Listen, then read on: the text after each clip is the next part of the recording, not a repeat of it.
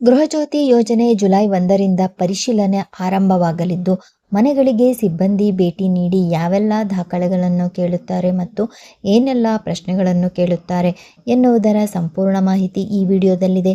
ದಯವಿಟ್ಟು ವಿಡಿಯೋವನ್ನು ಕೊನೆಯವರೆಗೂ ನೋಡಿ, ಚಾನಲನ್ನು ಸಬ್ಸ್ಕ್ರೈಬ್ ಮಾಡಿ ಹಾಗೂ ವಿಡಿಯೋವನ್ನು ಹೈಪ್ ಮಾಡಿ.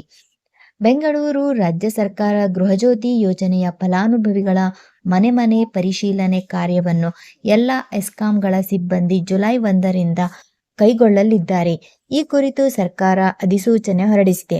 2023ರ ಜುಲೈ ತಿಂಗಳಿನಲ್ಲಿ ಜಾರಿಗೆ ಬಂದಿರುವ ಗೃಹಜ್ಯೋತಿ ಯೋಜನೆಯ ಪುನರ್ ಪರಿಶೀಲನಾ ಕಾರ್ಯ ನಡೆಯಲಿದ್ದು, ಎಸ್ಕಾಂಗಳ ಮೀಟರ್ ರೀಡರ್ಗಳು ಹಾಗೂ ಎಸ್ಕಾಂ ಸಿಬ್ಬಂದಿಗಳು ಗ್ರಾಹಕರ ಮನೆಗಳಿಗೆ ಭೇಟಿ ನೀಡಿ ಫಲಾನುಭವಿಗಳ ದಾಖಲೆ ಪರಿಶೀಲನೆ ನಡೆಸಲಿದ್ದಾರೆ.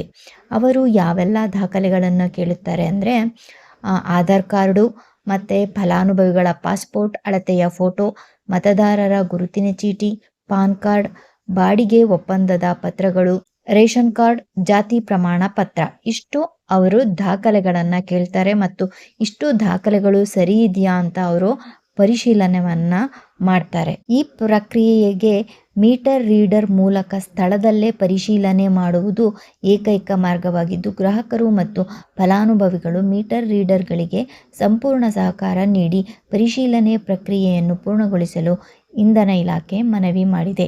ನೀವು ಅವರು ಬಂದಾಗ ಅವರಿಗೆ ನಿಮ್ಮ ದಾಖಲೆಗಳನ್ನು ಸರಿಯಾಗಿ ತೋರಿಸ್ಬೇಕು ಮತ್ತು ಅವರು ಕೇಳುವ ಪ್ರಶ್ನೆಗಳಿಗೆ ಸರಿಯಾಗಿ ಉತ್ತರಿಸಬೇಕು. ಇಲ್ಲವಾದರೆ ನಿಮಗೆ ಗೃಹಜ್ಯೋತಿ ಯೋಜನೆಯಿಂದ ಹೊರಗಿಡ್ತಾರೆ. ಉಚಿತ ವಿದ್ಯುತ್ ಲೆಕ್ಕಾಚಾರ ಹೇಗೆ? ಪ್ರತಿ ತಿಂಗಳು ಪೂರ್ತಿ 200 ಯೂನಿಟ್ ಉಚಿತವಾಗಿ ಸಿಗೋದಿಲ್ಲ.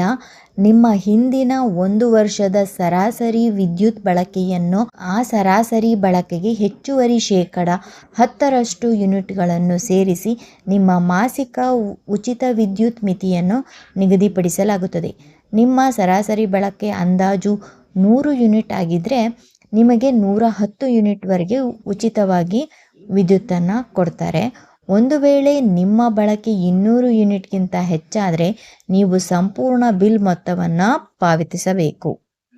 200 ಯೂನಿಟ್ಗಿಂತ ನೀವು ಜಾಸ್ತಿ ಬಳಕೆ ಮಾಡಿದ್ರೆ ನೀವು ಸಂಪೂರ್ಣ ಕರೆಂಟ್ ಬಿಲ್ಲನ್ನು ನೀವು ಕಟ್ಟಬೇಕಾಗತ್ತೆ. ಜುಲೈ ತಿಂಗಳಿನಲ್ಲಿ ಗ್ರಾಹಕರಿಗೆ ಬೆಸ್ಕಾಂನಿಂದ ಸರಾಸರಿ ಬಿಲ್ ಅಂದರೆ ನಿಮಗೆ ಮೀಟರ್ ರೀಡಿಂಗ್ ಇರುವುದಿಲ್ಲ. ಈ ತಿಂಗಳು ಗ್ರಾಹಕರಿಗೆ ನಿಮಗೆ ಸರಾಸರಿ ಬಿಲ್ ನೀಡಲಾಗುತ್ತದೆ. ಅಂದರೆ 3 ತಿಂಗಳಲ್ಲಿ ನೀವು ಸರಾಸರಿ ವಿದ್ಯುತ್ತನ್ನು ಎಷ್ಟು ಬಳಕೆ ಮಾಡಿದ್ದೀರೋ ಅನ್ನೋದರ ಆಧಾರದ ಮೇಲೆ ಸರಾಸರಿ ಬಿಲ್ ನೀಡಲಾಗುತ್ತದೆ.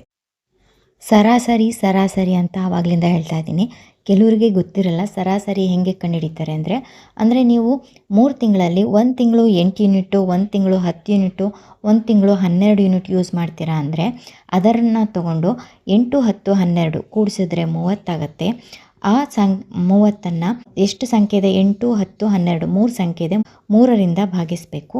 3ರಿಂದ ಭಾಗಿಸಿದ್ರೆ 3 10 30. ಹಾಗಾಗಿ ನಿಮ್ಮ ಸರಾಸರಿ 10 ಆಗುತ್ತೆ. ಈ ರೀತಿ ಅವರು ಸರಾಸರಿಯನ್ನು ಕಂಡುಹಿಡಿತಾರೆ. ಸರಾಸರಿ ಬಿಲ್ಗಳನ್ನು ನಿಮಗೆ SMS ಮತ್ತು ಇಮೇಲ್ ಮೂಲಕ ಕಳಿಸಲಾಗುವುದು. ಆಗಸ್ಟ್ ತಿಂಗಳಿನಿಂದ ಯಥಾಪ್ರಕಾರ ನಿಯಮಿತ ಮೀಟರ್ ರೀಡಿಂಗ್ ಮತ್ತು ನೈಜ ವಿದ್ಯುತ್ ಬಳಕೆಯ ಆಧಾರದ ಮೇಲೆ ಬಿಲ್ ನೀಡಲಾಗುವುದು. ಸರಾಸರಿ ಬಿಲ್ಲಿಂಗ್ ಅವಧಿಯಲ್ಲಿನ ವ್ಯತ್ಯಾಸವಾದಲ್ಲಿ ಮುಂದಿನ ಬಿಲ್ನಲ್ಲಿ ಸೂಕ್ತವಾಗಿ ಹೊಂದಾಣಿಕೆ ಮಾಡಲಾಗುವುದು ಎಂದು ಬೆಸ್ಕಾಂ ಪ್ರಕಟಣೆ ತಿಳಿಸಿದೆ. ಈ ಮಾಹಿತಿ ನಿಮಗೆ ಇಷ್ಟವಾಗಿದ್ದರೆ ಲೈಕ್ ಮಾಡಿ, ಸಬ್ಸ್ಕ್ರೈಬ್ ಮಾಡಿ ಹಾಗೂ ವಿಡಿಯೋವನ್ನು ಹೈಪ್ ಮಾಡಿ. ನೋಡಿದ್ದಕ್ಕೆ ಧನ್ಯವಾದಗಳು.